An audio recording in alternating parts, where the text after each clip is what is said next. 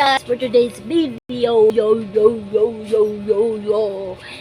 May sasabihin nga pala ako ngayong gabi. Yan. Ipapakita ko sa inyo ang aking kayamanan na naipon ko sa loob ng 3 taon. Yes, hindi ko talaga siya ginagalaw. Ipon ko talaga to.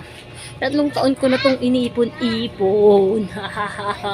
Ngayon, napag-isip-isipan ko na parang gusto ko na siyang ang tawag dito, pakialaman. Kasi medyo matagal-tagal naman ang ipon ko yun. So, medyo malamok.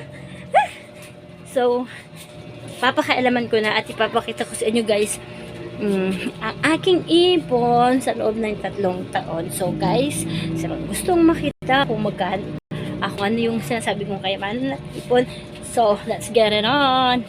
Yan. Tadan! Yan nga pala yun guys. Yan. Yan.